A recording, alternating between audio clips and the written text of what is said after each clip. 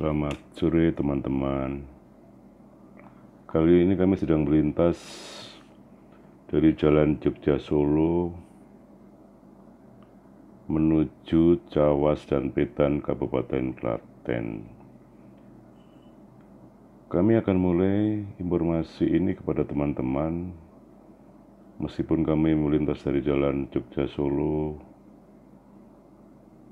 kami akan fokus bercerita mengenai Kecamatan Cawas dan Kecamatan Petan. Kedua-duanya adalah sebuah kecamatan yang berada di wilayah Kabupaten Klaten, Solo Raya, Jawa Tengah. Informasi ini kami sampaikan kepada teman-teman untuk melengkapi informasi terdahulu yang disampaikan teman-teman lain, karena di dua kecamatan ini ada informasi menarik, yakni Cawas dikenal memiliki sebuah legenda, sementara Kecamatan Petan asal-usulnya masih menjadi misteri. Perjalanan kami mulai dari pintu kereta atau palang kereta stasiun Cawas, yakni tidak jauh dari Jalan Raya Jogja Solo maupun di Kecamatan Delanggu. Nah, kami mulai informasi dari Kecamatan Cawas. Cawas itu adalah sebuah kecamatan di Kabupaten Klaten yang berbatasan langsung dengan Kabupaten Sukoharjo di sebelah timur dan Kabupaten Gunung Kidul di sebelah selatan. Kecamatan Cawas memiliki legenda yang sudah berkembang secara turun-menurun di masyarakat setempat. Setidaknya ada beberapa legenda, salah satunya adalah kisah pertama mengapa ada nama sebuah Kecamatan Cawas. Pada suatu ketika dahulu kali 12 seorang suami istri, di mana suami istri tinggal bersama mertua, dan ketika suatu saat muncullah konflik rumah tangga, diusirlah sang suami oleh mertuanya. Tetapi setelah kepergian suaminya, ternyata sang istri justru jatuh miskin dan ia pun berkelana menjadi sang suaminya. Dari berbagai literatur disebutkan bahwa sesampai di satu tempat, sang istri mendapatkan suaminya yang sedang berdagang dengan cara tidak jujur. Di antara cara berdagang yang tidak jujur itu adalah dilakukan oleh si suami seolah mampu menghidupkan kerbau mati dan hanya dengan menyumpat telinganya dengan kapas. Seiring berjalannya waktu, maka kebohongan sang suami ini terungkap, dan kapas kosong atau gabuk oleh masyarakat setempat disebut dengan Cawas sebagai sarana menghidupkan makhluk yang sudah mati. Maka daerah inilah lantas disebut dengan nama Cawas. Dan kami masih terus melintas ke arah timur, di mana setelah palang pintu kereta tadi banyak kanan kiri, kami melintas persawahan yang masih asri, juga jalanan cukup mulus di daerah ini, karena memang secara umum yang pernah kami lintasi semua wilayah di Jawa Tengah rata-rata jalannya mulus. Jika jalan beraspal memang rata-rata menjadi tanggung jawab PUPR tingkat kabupaten, sementara jika di permukiman yang beton biasanya jalan itu dibangun menggunakan anggaran dana desa. Nah, kami terus melaju ke arah timur dan tampak di sisi kanan jalan ada hamparan sawah dan juga tegalan, dan rata-rata seperti juga di tempat-tempat lain di Jawa Tengah yang termasuk wilayah Solo Raya. Pekarangan warga di sini sangat luas, perkebunan juga cukup rindang, tapi juga tampak banyak perumahan-perumahan yang permukiman baru yang dulunya mungkin masih merupakan persawahan. Dan legenda kedua di Cawas adalah dari nama pohon Cawas, yakni satu-satunya pohon di dunia yang hanya dapat hidup di Dukuh Cawas. Sayangnya bentuk dan wujud pohon Cawas itu sampai sekarang susah dikenali. Legenda ketiga yakni Cawas berasal dari kata bocah awas, anak yang mempunyai ketajaman indera batin, dan julukan bocah awas inilah dinisbahkan kepada Sunan Kalijaga yang sempat mampir di wilayah itu menyebarkan agama pada zamannya. Dan Ada beberapa tempat juga yang diyakini sebagai jejak-jejak peninggalan Sunan Kalijaga, misalnya sebuah batu di Dukuh Sepi, Desa Baperan yang diyakini sebagai tempat sholat Sunan Kalijaga. Dan tempat tersebut biasanya banyak dikunjungi warga atau peziarah pada saat tertentu seperti malam 1 Suro ataupun malam Tahun Baru Hijriah.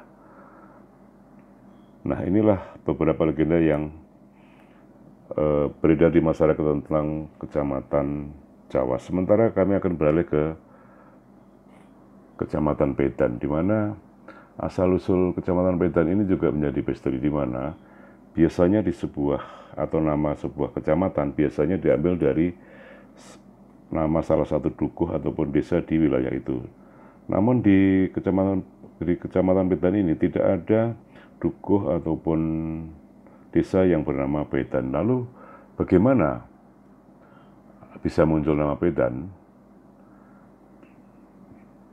Nah, nama Pedan sendiri ternyata berasal dari sebuah kisah hidup Pangeran Pranowo, yaitu seorang pelarian kerajaan Majapahit pada abad ke-13 karena di antara mereka terjadi pertentangan.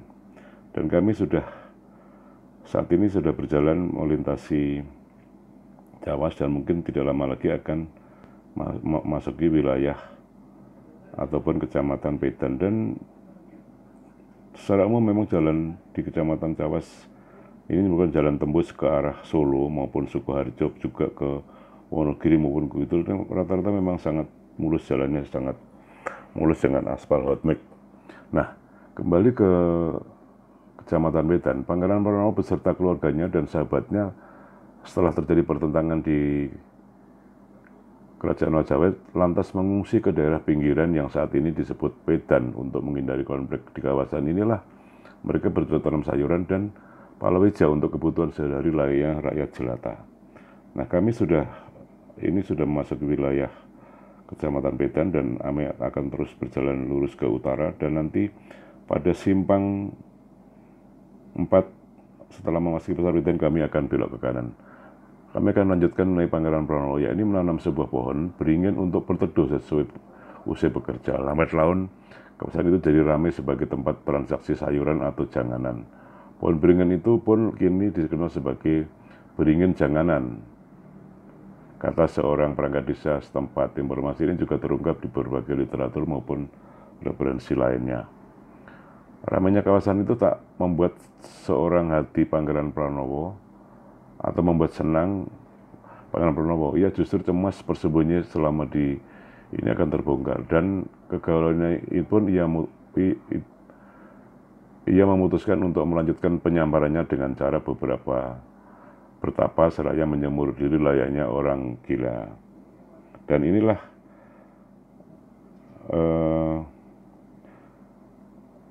menjelang persimpangan dan memasukkan lapangan olahraga Gelora Pemuda di Pedan, dan memang cukup bagus lapangan olahraga maupun juga kantor kecamatan di Pedan ini.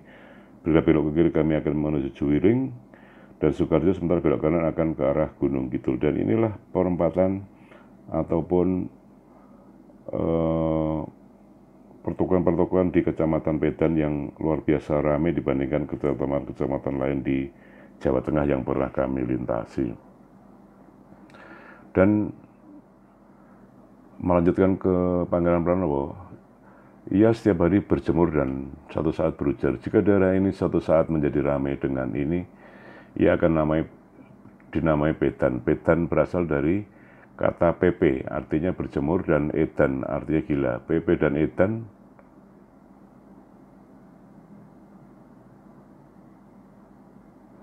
adalah strategi sang pangeran untuk menyembunyikan identitasnya ataupun saat bersembunyi. Kecamatan Pedan sendiri terbukti menjadi daerah yang sangat ramai hingga kini. Dahulu, bahkan beberapa waktu lalu, kawasan itu pernah memiliki 3 bioskop ketika Kota Klaten belum ada bioskop. Ketika bioskop itu sudah tutup. Pada tahun 79, misalnya Kecamatan Pedan sempat menjadi pusat keramaian lantaran keberadaan gedung bioskopnya. Dan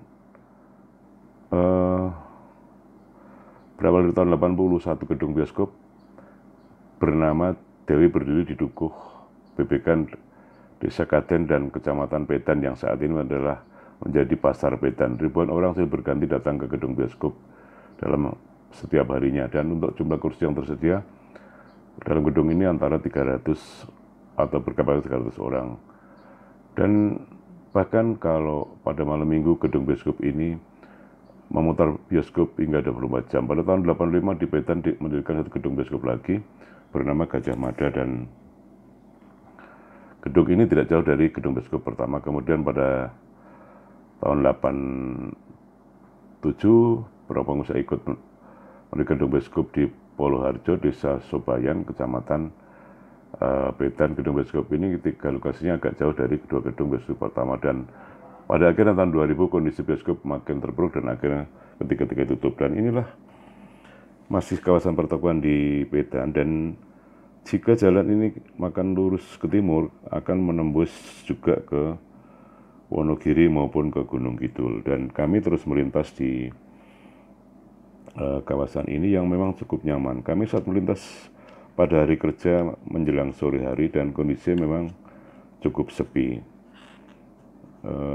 Informasi ini mudah-mudahan bermanfaat juga buat teman-teman yang lain, karena memang kami sendiri sangat jarang meskipun pernah melintas di jalan ini. Dan dari simpang Sobayan tadi hingga saat ini masih menjadi kawasan pertokoan di kanan kiri jalan, dan ini menandakan bahwa perekonomian di Kecamatan Pedan memang luar biasa atau tumbuh ataupun hidup. Ini membuktikan bahwa sebuah ibu kota kecamatan sangat ramai dibanding ibu kota kecamatan lain di wilayah Solo Raya ataupun Jawa Tengah. Dan tidak lama lagi kami sudah tiba di ujung akhir Pedan yang merupakan tujuan kami terakhir, yaitu sebuah tempat oleh-oleh bernama Joglo. Demikian informasi yang dapat kami sampaikan kepada teman-teman, mudah-mudahan bermanfaat. Salam dari kami, terima kasih, selamat sore.